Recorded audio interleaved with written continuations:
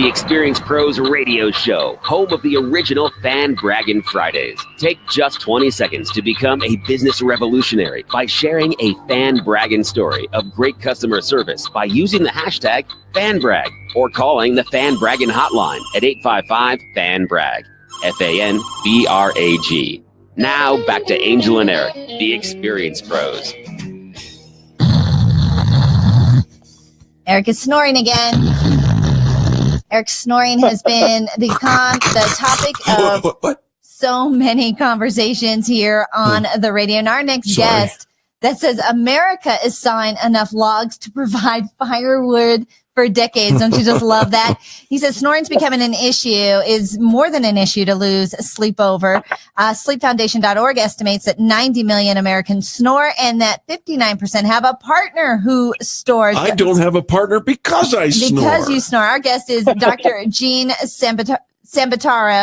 He's author of the book Stop the Snore, Serious Health Consequences for Ignoring What Could Be a Bigger Issue. Dr. Sambataro, thank you so much for being with us today. Oh, you're welcome. Your show must be just so much fun. You know, we do have fun. Starting off great. Thank you so much. But this is a very serious issue. And Doctor, I confess, I was diagnosed 4 years ago with a severe case of sleep apnea.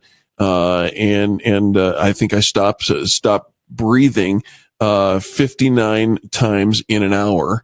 And you know, it's a serious issue, and I do snore like a banshee. Is there any hope or help for me? There's no woman within 6 mile radius that wants to come near me. No, I'm sorry, Eric. You're out of luck. There's nothing you can do. Jeez, I'm out. That's it. I'm out. You're done. You're done.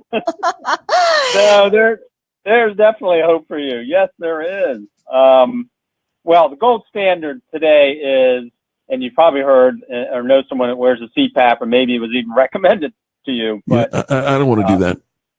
Yeah, no, you're right. And most people don't. They're pushed on everyone, but about 30% of the people that actually get them will wear them, generally because their sleep apnea is so bad that they're getting no sleep. They're so rest deprived that they have to wear it.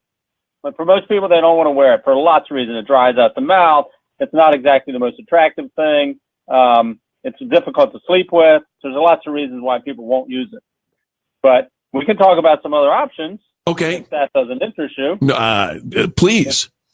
Yeah. So that's kind of what the book's about, is what are the other options when the gold standard of CPAP doesn't work.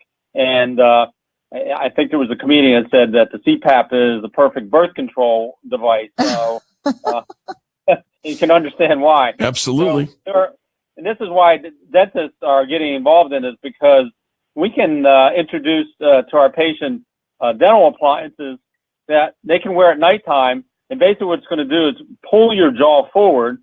And since the tongue is attached to the lower jaw, it pulls the tongue out of the back of the throat. That's what's causing the snoring. So it's going to silence the snore, but it's also going to help the sleep apnea. It's going to open the airway and get some oxygen to your entire body. You're going to sleep better. How exciting is that? That's great news probably for so many of our listeners to hear today. And so when you're talking an appliance, is it kind of like a mouth guard? I remember my daughter having to wear this head brace when she was doing orthodontics. What is it like? Please don't do please, doctor, don't say it's the head brace. Eric doesn't want to wear that. I just had a flashback to 8th grade. I don't want to do that. Yeah.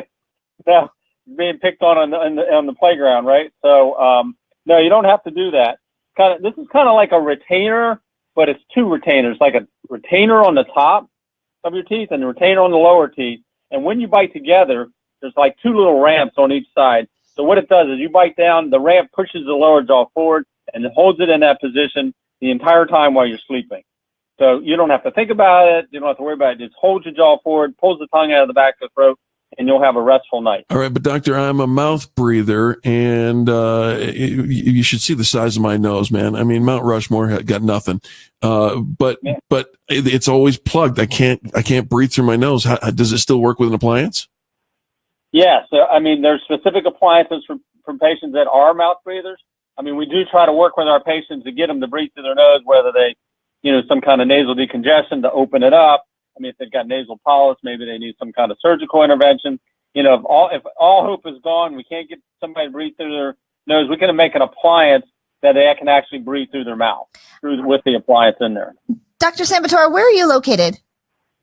I'm on the East Coast, just south of Baltimore, kind of halfway between Baltimore and Washington, D.C. Pretty sure we have airplanes that fly there from I Denver. think we do. Right?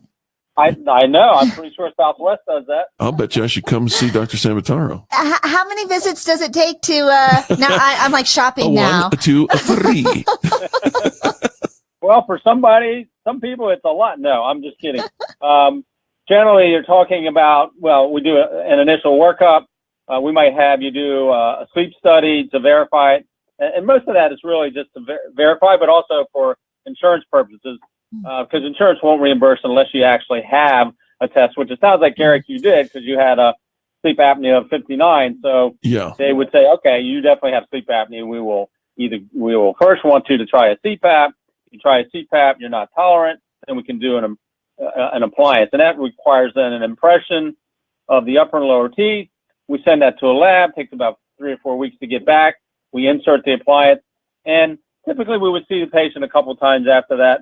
But if someone's coming from a long distance, I generally recommend let's find somebody in your immediate area that can help you, because I'm not the only one, in the U.S. that's doing this. There's a lot of dentists that are getting into this now. All right, so let me give you a couple of things that come to mind, and I actually have an over-the-counter appliance, but it helped, but it wasn't that great, and I didn't find that it was easy to breathe during the sleep.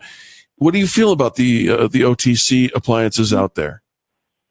Actually, some of them are pretty effective, but most of the time people are buying those to get rid of the snore, and I'll say the snore really is kind of a signal that you probably have sleep apnea. If we make the snore go away, that might be the thing that's saving your life, because most people who snore, they get a little elbow in the middle of the night to help them stop snoring and wake them up. They take a deep breath. But if you take the snore away, it's kind of like taking the signal off your dashboard when you need oil.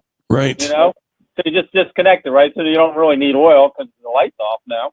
So you got to be careful about that. So if you're going to do these over-the-counter appliances, I still recommend doing a night with the appliance and doing a home sleep study so you can see whether it's actually effective. Yeah, that's good advice. The book is called Stop the Snore, and Dr. Gene Sambutora is giving us really good information that is going to help if we allow it. One more question from the guy who's most affected by this, because I'm pretty sure Angel mews like a kitten.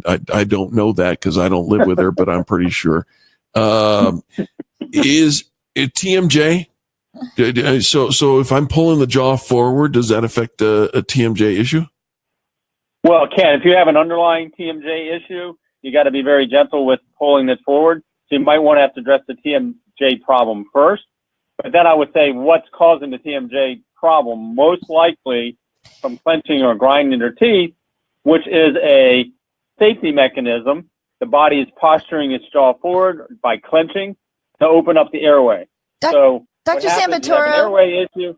You're like the chiropractor of dental health, Yeah. right? You're like, let's get to the root of the problem. Seriously. Let's not just mask it. Let's not put a Band-Aid over it. You should Let's be find a out regular why. on this show. Right? Yeah, you're like the chiropractor of dentistry. And I just love how you embrace the whole, like, what's the whole picture? What's the big picture of what's going on? The book is called Stop the Snore. And our radio show is broadcast in the mornings out in DC. So we need some contact information, please, Doctor.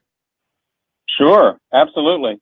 Well, my website is juliandentist.com. Julian's Julian, dentist.com. Julian, it was my dad. We actually called the center the Comprehensive Julian Center for Comprehensive Dentistry, named after him as a legacy, because I believe he died of sleep apnea.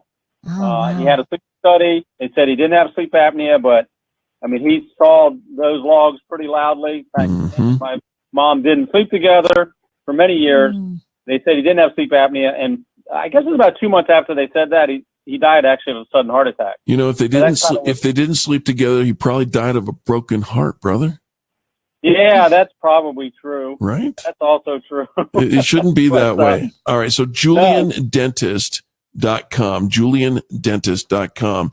And the book, available at Amazon and wherever books are sold, is Stop the Snore. We got to have you back, Doctor. You were fantastic.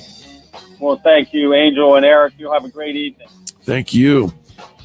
You know, wow. I gotta go. I gotta get on a plane. Go have some lobster. Talk to a dentist.